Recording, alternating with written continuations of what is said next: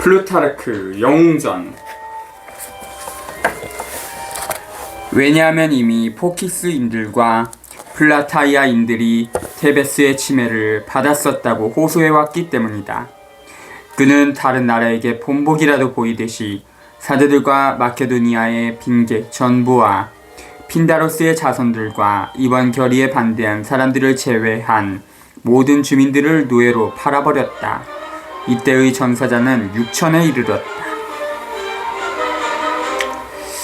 티베스를 휩쓴 그 많은 가혹한 재앙 가운데서 몇 명의 트라키아 병사들이 명문가의 정숙한 티모클레아라는 기부인의 집에 침입한 사건이 터졌다. 병사들은 갖은 보물을 약탈하였고 지휘관은 그녀를 폭력으로 욕보인 다음 어디다 금은보화를 감춰두었냐고 다그쳤다. 그녀는 가지고 있는 폐물을 솔직히 자백하고는 그 지휘관을 마당으로 데리고 나갔다. 그리고 마당 한쪽에 있는 우물을 가리키며 그곳에 테베스가 점령되었을 때 가장 귀중한 보물을 던져 넣어놓으라고 말하였다. 그러자 지휘관은 트라키아인은 우물가에 다가서서 잔뜩 허리를 구부리고 속을 들여다보았다. 그때 그녀는 그의 등 뒤에서 그를 우물 속으로 힘껏 떠밀었다. 그는 비명소리 한 번 지를 틈도 없이 우물 속에 거꾸로 처박혔다. 그러자 그녀는 돌을 잔뜩 주워다가 우물에 넣어 그를 죽여버렸다. 그녀는 곧 트라키아 병사들에게 잡혀 알렉산드로스 앞으로 끌려갔지만 아무런 두려워하는 기색도 없이 너무나 태어나여 오히려 알렉산드로스를 놀라게 하였다. 그 얼굴의 표정과 걷는 포음으로 봐서 신분이 높고 자존심이 강한 여성이라는 것을 한눈에 알 수 있었다. 그래서 알렉산드로스는 그녀의 신원을 물어봤다. 그러자 그녀는 그리스의 자유를 위하여 필리포스에게 대항하여 용감히 싸우다가 카이로네아에서 전사한 테아게네스 장군의 누이라고 대답하였다. 알렉산드로스는 그녀의 대답과 행동에 감탄하여 아이들과 함께 자유를 주며 그곳을 떠나라고 명령하였다. 아테네 사람들은 테베스의 불운을 함께 슬퍼하였지만 알렉산드로스는 이들과 화해하였다. 아테네 사람들은 데메테르 신의 축제마저도 중지하고 슬퍼하며 아테네로 오는 테베스 피난민을 따뜻하게 맞아주었다. 이것은 알렉산드로스의 비위를 거스르는 처사였다. 그러나 알렉산드로스는 긴장이 풀린 사자처럼 이미 노여움이 풀렸기 때문인지 또는 참혹하기 짝이 없는 행위를 한 다음에 관대한 행위를 보이고자 생각했던 탓인지 모든 죄를 용서해줬다. 나중에는 테베스인들을 너무 심하게 다룬 행위를 가끔 뉘우치고 많은 나라들과 온화하게 지냈다고 한다. 실제로 그는 술에 취하여 클리투스를 살해한 행위와 마케도니아군이 인도인에게 겁을 먹고서 그의 명예스러운 대원정을 미완성으로 끝나게 한 것과 테베스의 수호신인 디오니소스의 분노와 복수를 평생의 가장 큰 불행으로 생각하였다. 그래서 그는 테베스의 사람치고 살아남은 사람이 나중에 그에게 무엇이건 부탁하였을 때 그가 들어주지 않은 예는 하나도 없다고 한다. 이상이 테베스에 관한 알렉산드로스의 이야기다. 그 후 이스트무스에 그리스의 여러 나라 사람들이 모여 회의를 하였다. 그들은 알렉산드로스와 함께 페르시아를 원정할 것을 결의하고 그를 총사령관으로 임명하였다. 이때 많은 정치가들과 철학자들이 그를 만나러 와서 축하의 말을 하였다. 그러자 알렉산드로스는 당시 코린토에 와서 살고 있던 시노페 출신의 철학자 디오게네스도 그렇게 하리라고 기대하고 있었다. 그러나 디오게네스는 알렉산드로스에게는 전혀 관심이 없는 듯이 크라누움에서 한가하게 여가를 즐기고 있었으므로 알렉산드로스는 자기 쪽에서 손수 그를 찾아갔다. 때마침 디오게네스는 누워서 햇볕을 쬐이고 있었다. 많은 사람들이 자기 쪽으로 오는 것을 보고서 그는 일어나 앉아 알렉산드로스를 물끄러미 쳐다봤다. 알렉산드로스는 그에게 인사하고 나서 물었다. 뭐 도와드릴 게 없겠소? 그러자 디오게네스는 이렇게 대답하였다. 이따마다요. 햇볕이 쪼이는 곳에서 조금만 비켜주셨으면 좋겠습니다. 이에 알렉산드로스는 모욕을 당하였다고 느끼면서도 이 사람의 큰 도량에 탐복하였다. 그리하여 사람들은 그를 비웃으면서 그곳을 떠났지만 알렉산드로스만은 중정심으로 이렇게 말하였다고 한다. 내가 만일 알렉산드로스가 아니었다라면 디오게네스가 되고 싶소. 원정에 가는 아폴론의 신탁을 얻으려고 생각한 알렉산드로스는 델포이로 갔다. 그러나 공교롭게도 그날은 신탁을 주지 않기로 정해진 애길이었다. 잠시 망설이던 알렉산드로스는 사자를 시켜 성녀를 불렀다. 성녀는 율법을 구실로 거절하였지만 그는 신전으로 올라가서 신탁을 내리는 곳으로 성녀를 끌고 갔다. 그녀는 그의 열성에 질렸다는 듯이 말했다. 당신은 질 줄 모르는 사람이군요. 이 말을 들은 알렉산드로스는 다른 신탁은 소용없고 원하고 있던 신탁을 지금 이 성녀로부터 받았다고 말하였다. 그리하여 알렉산드로스가 원정을 떠난 후 많은 전주가 나타났다. 특히 리베트라 시에 있는 오르페우스 신의 사이프러스 나무로 만든 목상이 그때 아무런 이유 없이 땀을 많이 흘리는 일이 일어났다. 그러자 많은 사람들이 그 전조를 두려워했지만 예언자 아리스탄데르는 그것은 좋은 전조이니 용기를 내라고 말하였다. 그것은 시인들과 음악가들이 전쟁에서의 승리를 찬양하느라고 땀을 흘리며 수고를 끼치게 될 전공을, 다시 말하면 혁혁한 공적들이 노래로 불려지고 시인들이 그것을 묘사하느라고 땀을 많이 흘리게 될 전조라는 것이었다. 이 당시 알렉산드로스가 지휘하던 군대의 수에 관해서는 가장 적게 전하는 사람이 보명 3만, 기병 4천이라고 하고 가장 많이 전하는 사람은 보병인 4만 3천, 기병 3천이라고 적고 있다. 그런데 이런 병력에 대한 군자금과 군량의 준비금으로 가지고 있던 돈은 터무니없이 적었다. 아리스토블루스에 의하면 70탈렌트 이상은 되지 않았다는 것이고 둘이 쓰는 31분의 식량밖에 없었다고 말한다. 뿐만 아니라 오네시크리투스는 부채가 200탈렌트나 되었다고 말하고 있다. 게다가 이와 같은 변변치 못한 군자금으로 출발하면서도 알렉산드로스는 배에 오르기 전에 측근들의 재산을 조사하여 어떤 자에게는 농원을, 어떤 자에게는 촌락을, 어떤 자에게는 도시나 항구로부터의 수입을 나눠줬다. 이렇듯 왕실 재산을 거의 마구 써버리는 것을 본 페르디카스가 왕에게 물었다. 전하께서는 전하를 위해서 무엇을 남겨두셨습니까? 그러자 알렉산드로스 왕은 이렇게 흔쾌히 대답했다고 한다. 바로 내 희망이요. 이에 페르디카스는 이렇게 말했다고 한다.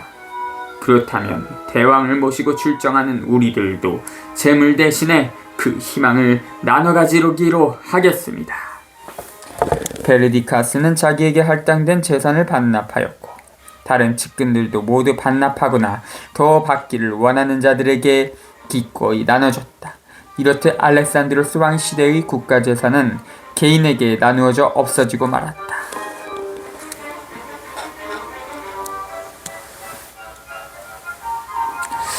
이와 같은 기세와 마음의 준비로 헬레스폰트를 건넌 알렉산드로스는 트로이로 들어가서 아테네 신에게 제사를 드리고 그 옛날 그곳에서 전사한 영웅들의 영전에도 건주제를 드렸다. 관습에 따라 측근들과 함께 나체가 되어 경주를 한 다음 아킬레스, 트로이 전쟁 때의 그리스의 명장에 무덤에 향유도 뿌리고 화환도 드렸다. 그리고 아킬레스가 살아있을 동안에 성실한 친구였으며 죽은 후에는 그의 업적을 찬양해준 위대한 시인 호메로스를 가리킨다를 가졌다는 것은 참으로 다행한 일이라고 그에게 찬사를 바쳤다.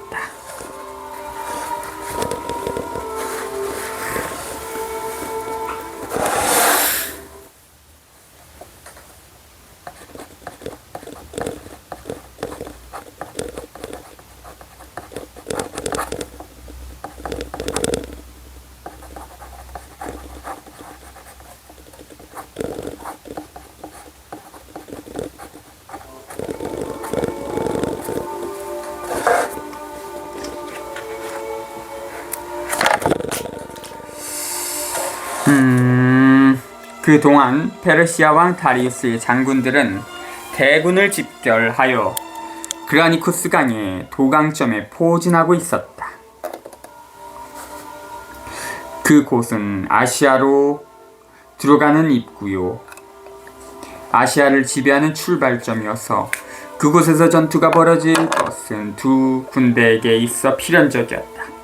깊이를 알 수 없는 그 강은 건너 상륙해야만 할 대안이 마치 하늘에 닿은 듯이 너무나도 복잡하고 험준했기 때문에 대부분의 병사들은 겁을 냈다.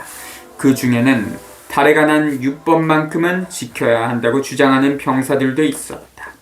왜냐하면 다이시우스라는 달에는 마케도니아의 왕은 싸움을 하지 않는 것이 관습으로 되어 있었기 때문이다.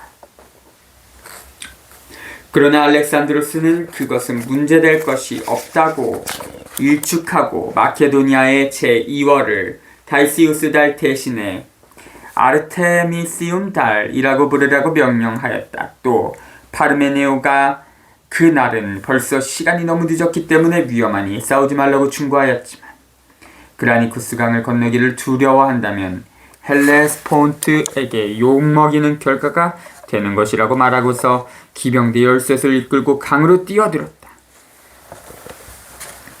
빗발같이 쏟아지는 적의 화살을 아랑곳하지 않고 급류를 내치며 보병과 기병이 지키고 있는 절벽으로 둘러쳐진 험준한 대안을 향하여 전진한다는 것은 지정신을 가진 장군으로서는 행동이라기보다는 미친 사람의 행동이라고밖에 생각되지 않았다. 그러나 도강작전을 강행하여 물에 잠겨서 진창을 겨우겨우 빠져나와 간신히 몇 군데를 점령하자 뒤따라온 아군 병사들은 아직 대형을 채 갖추지도 못하고 갈팡질팡하였다. 이 틈을 타서 공격해오는 적이 보이자 알렉산드로스 왕은 적에게 대항하여 1대1로 싸우라고 명령하였다. 적은 함성을 지르며 덤벼들어 말과 말을 서로 부딪히며 창을 휘둘렀다. 창이 부러지자 이번에는 칼로 난타전을 벌였다. 많은 적병들이 알렉산드로스에게 무더기로 덤벼들었다. 왜냐하면 그의 방패와 투구에 달린 장식털이 특히 화려했고 투구 양쪽에는 굉장히 큰 흰 깃털일 장식이 꽂혀 있었으므로 그가 곧 쥐자라는 것을 알았기 때문이다. 알렉산드로스는 가슴에 드는 갑옷의 눈목에 두 창이 꽂혔지만 간신히 부상은 면하였다. 그때 적의 두 장군 로이사케스와 스피트리다테스가 동시에 덤벼들었다. 알렉산드로스는 스피트리다테스의 창을 날쌔게 피하면서 로이사케스의 가슴을 창으로 찔렀지만 창은 댕강 부러지고 말았다. 그러자 이번에는 단검을 뽑아들였다. 이렇게 알렉산드로스와 로이사케스가 맞붙어 싸우고 있는 동안 스피트리다테스는 알렉산드로스의 뒤쪽으로 말머리를 돌리더니 쏜살같이 덤벼들었다. 그는 말 위에 우뚝 몸을 일으켜 세우고서 도끼로 힘껏 알렉산드로스를 내리찍었다. 도끼는 한쪽 깃털 장식과 함께 투구 앞쪽을 부수고 말았다. 투구는 간신히 그 타격을 견디어냈지만 도끼날이 머리카락 끝에 닿을 정도로 엄청난 힘이었다. 다시 스피트리다테스가 도끼를 쳐든 그 순간 검은 장군이라는 별명으로 불리는 클리투스가 알렉산드로스 앞을 막아서서 창으로 스피트리다테스의 몸을 찔렀다. 로이사케스도 동시에 알렉산드로스가 내리치는 칼에 맞고 쓰러졌다. 기병대가 이렇듯 위험한 전투를 벌이고 있는 동안 마케도니아의 보병대가 강을 건너와 이번에는 쌍방간의 보병전이 벌어졌다. 그러나 적의 저항은 완강하지도 못하고 장시간에 걸친 것도 아니었다. 그리스군 용병대를 제외하고는 모두 등을 돌리고서 도망쳤다. 그리고는 한쪽 언덕으로 올라가 알렉산드로스에게 살려달라고 애원하였다. 그러나 알렉산드로스는 이성보다는 분노에 몰려 보병대의 선두에 서서 언덕으로 쳐 올라갔다. 그런데 알렉산드로스의 말이 적의 병사가 내리친 칼에 맞아 쓰러졌다. 다행히 그때 그가 탄 말은 그의 에마 부케팔루스가 아니라 다른 말이었다. 마케도니아군은 지금까지의 어느 전투에서보다도 이 전투에서 많은 전상자를 내었다. 절망적으로 죽음을 각오하고 몸을 던져서 덤벼드는 적을 상대로 하여 역시 위험을 무릅쓰고 싸웠기 때문이었다. 테르시아군의 전사자는 보병 2만, 기명 2,500이라고 전해진다. 알렉산드로스 군은 전부 34명의 전사자를 내었고 그중 9명은 보병이었다고 아리스토블루스는 말하고 있다. 알렉산드로스는 이들 전사자의 동상을 세우라고 명령하였는데 그것을 만든 사람은 리시포스였다. 알렉산드로스는 이 승리는 자기에게나 그리스인에게나 똑같이 명예로운 것으로 생각하였다. 그리하여 그는 특히 아테네인들에게 전리품 중 방패 300개를 보냈으며 전리품에는 어느 것을 막론하고 최상급의 명예를 나타내는 기명을 새겨 넣으라고 명령했다.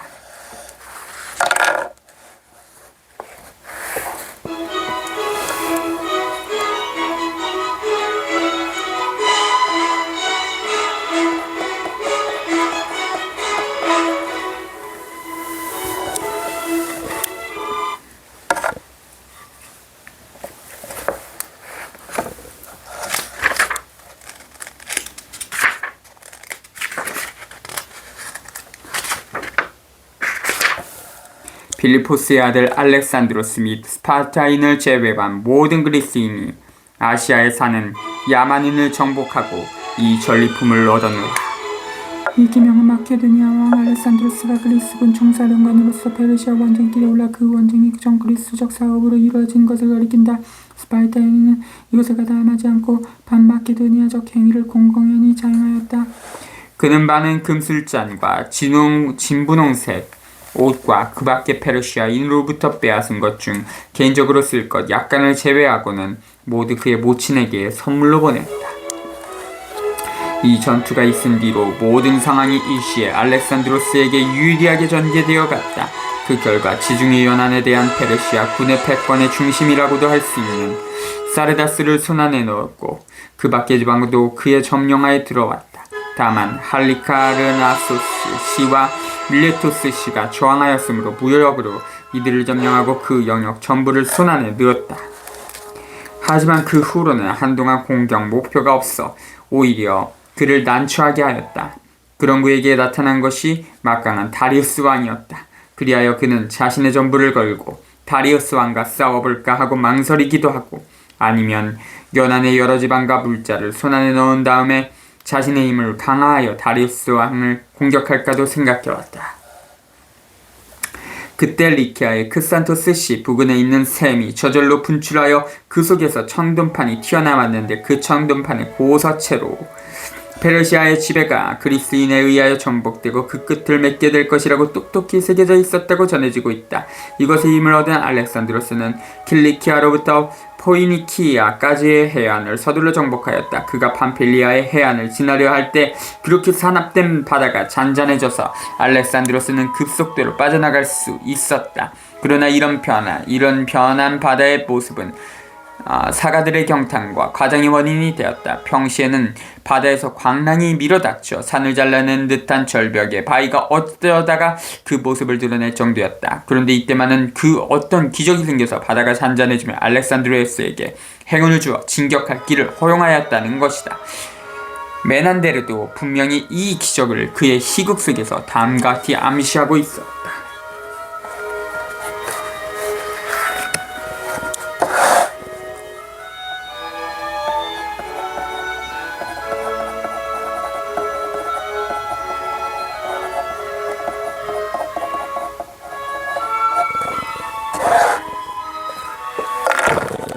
이건 정말 알렉산드로스답구나. 누군가가 사람을 찾는다고 하면 저절로 그것이 나타나고 꼭 바다를 건너가야만 한다면 사나운 바다도 잔잔해져 건너게 해준다. 그러나 알렉산드로스 자신은 서한 속에서 그와 같은 기적은 저는 언급하고 있지 않다. 클리막스 일명 사다리라고 부르는 험로를 지나 파셀리스로부터 빠져나왔다고만 말하고 있다.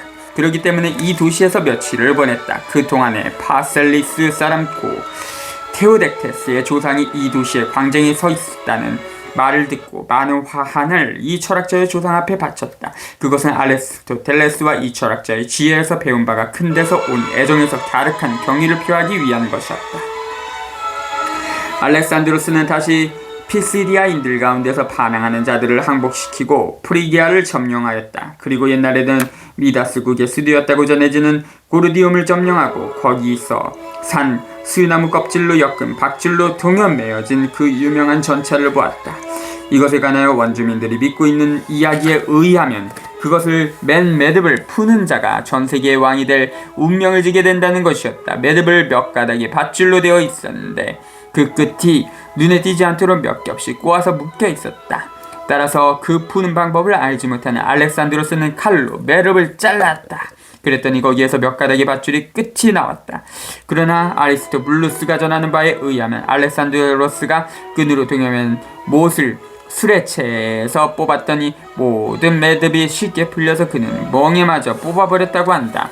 이어 파플라고니아와 카파도키아를 굴복시킨 알렉산드로스는 다리우스 왕의 해군 제독 중에서 가장 용맹하고 기지가 넘쳐 모두들 두려워하는 멤논이 죽었다는 소식을 들었다. 그리하여 그는 단숨에 적일 수도 수사로 쳐들어가고 싶은 충동을 억누를 수가 없었다.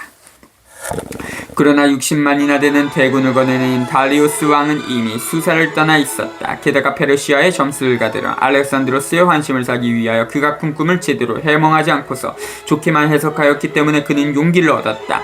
알렉산드로스가 꾼 꿈이란 마케도니아군이 커다란 불구덩이 속에 있고 알렉산드로스는 전에 다리우스가 왕의 전령관으로 있을 때 입고 있던 갑옷을 입고 다리우스를 섬기고 있었는데 벨루스의 신전 속으로 들어가 봤더니 보이지 않더라는 것이었다. 이 꿈이 곧 신의 계시였다고 생각되는 점은 마케도니아군은 불꽃처럼 빛나는 전공을 세우게 된다는 것이고 한낱 왕의 전령간에 지나지 않았던 다리우스가 마침내 왕이 되어 아시아를 정복했듯이 알렉산드로스도 그 아시아를 정복하여 전하의 명성을 떨치겠지만 곧 그 영예와 함께 사망하고 말 것이라는 내용이었다. 그리하여 알렉산드로스가 곧 죽게 되리라는 것을 알게 된 점술가들은 그 사실을 알리는 것이 두려워서 해몽을 지대로 하지 않았던 것이다. 18.